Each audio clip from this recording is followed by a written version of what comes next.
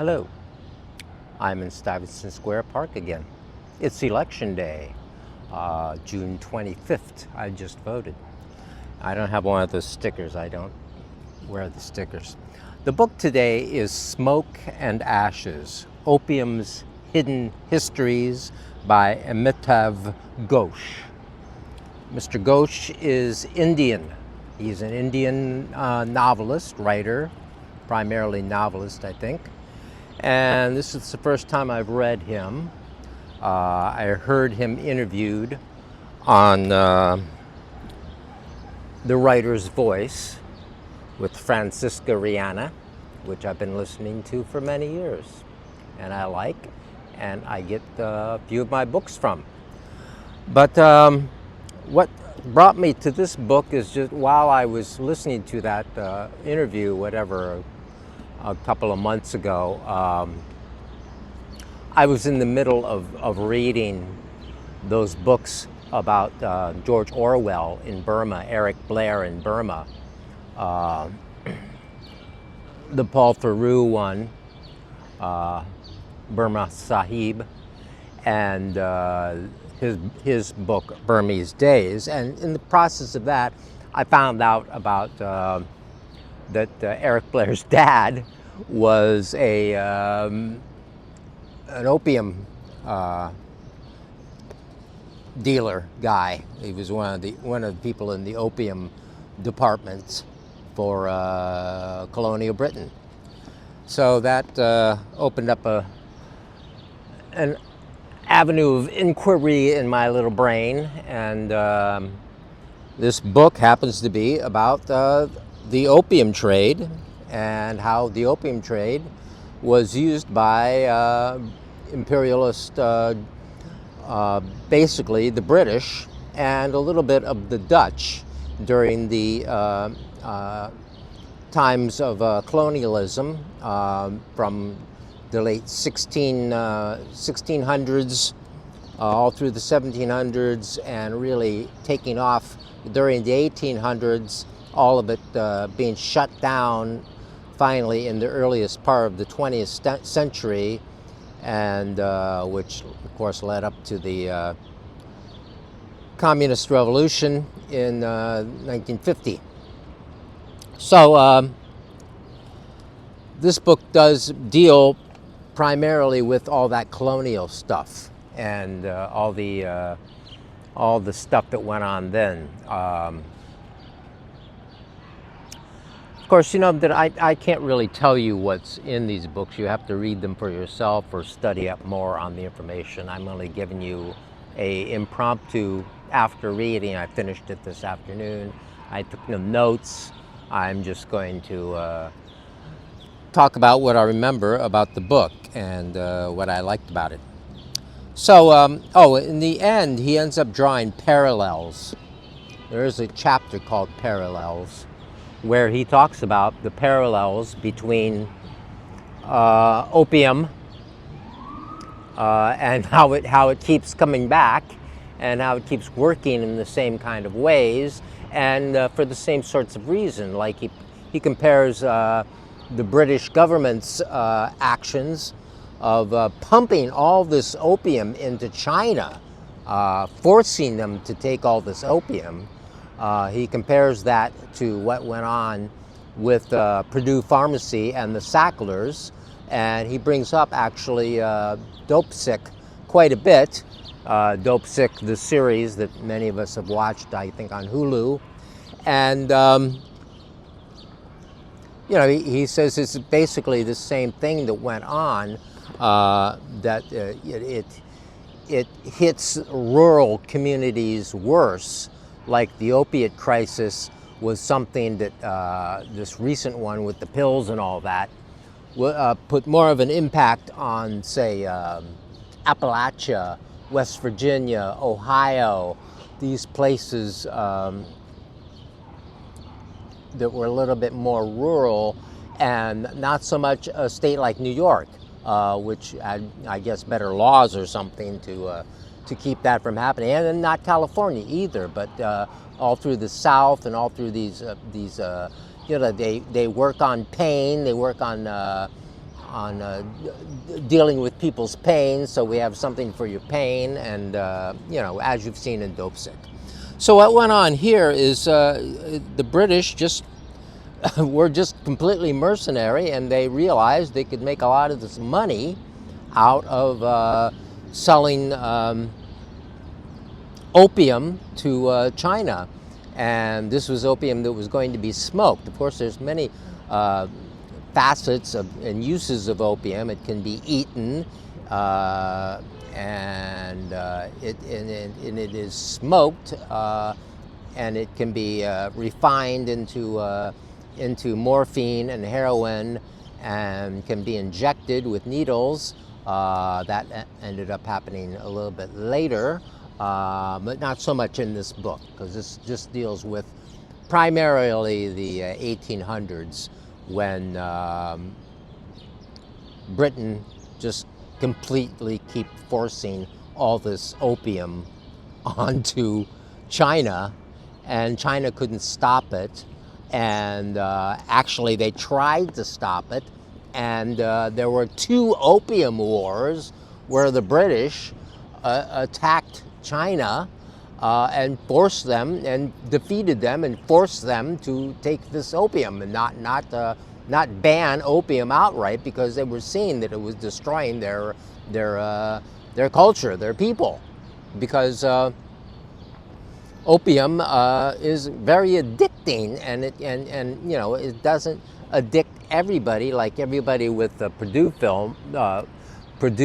pharmacy products, oxycodone and all that, did not become addicted. There are a section of people who take these drugs who become addicted, just like there's a subsection of people who do anything else and become addicted.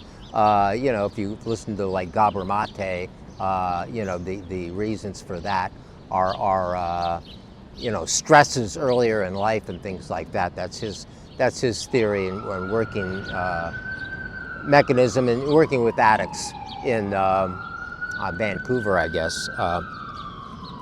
So he starts out by telling us how opium was grown, and where it was grown, and how the British expanded the numbers of fields growing it, and forced India. They were growing it in India, and then harvesting it in India, processing it in these giant factories, all crude factories, and then exporting it into China. When they forced the Indian people to grow opium instead of other products, it screwed up India too. It screwed up their whole. They made it so the farmers who were growing the opium couldn't make any money off of it. Of course, So it was everybody squeezed all along the line to get the most profit out of things, and just total capitalist kind of stuff.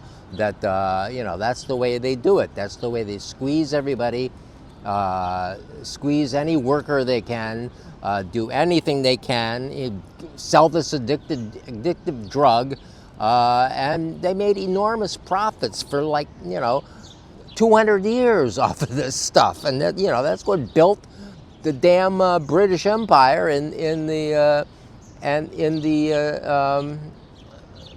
Southeast Asia,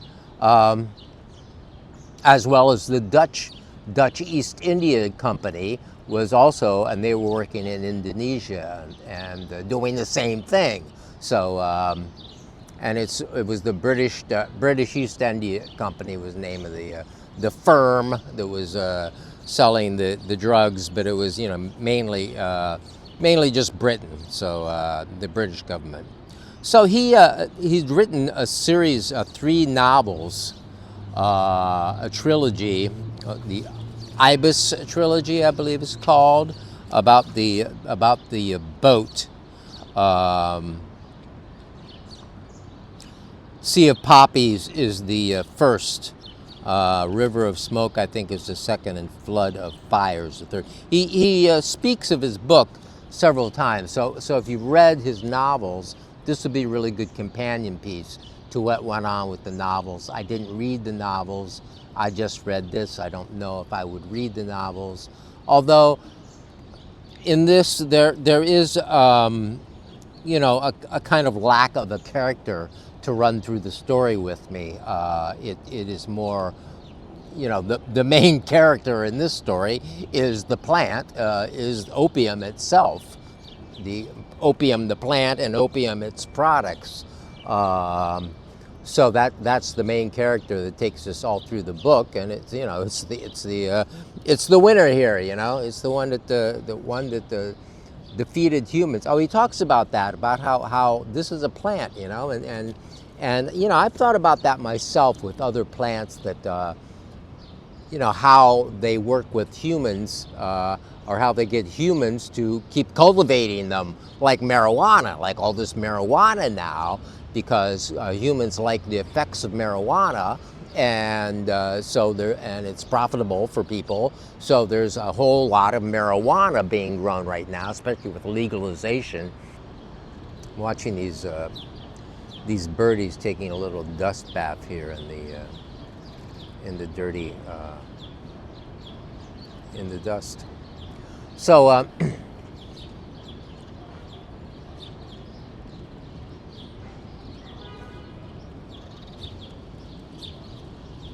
also, he goes on to talk about when the Americans got into it. The Americans got into this too in the 1800s. 1800s. Actually, Franklin Delano Roosevelt's grandfather was an opium dealer and made a lot of money out of opium in the early 1800s. So you know, there you go. And also the Low Library. He talks about these various firms, like it was, you know, kind of they would kind of send the one of the sons who didn't particularly know what to do off in the boat to China to get involved in business with the whatever trade he could come up with off in the drug trade. So the Low Library at Columbia University is named after the guy that put money up to build it, which was Low, which was in the family that started out in drug dealing.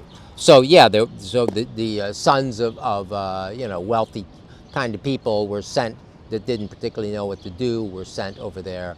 And there were a particular type of ship that was built, a Baltimore Clipper, I think it was called, a particularly fast ship that could elude the other these sailing vessels. It could sail against the wind. It could sail, you know, a lot of other places that the older ships could not do. And these fast clipper ships were used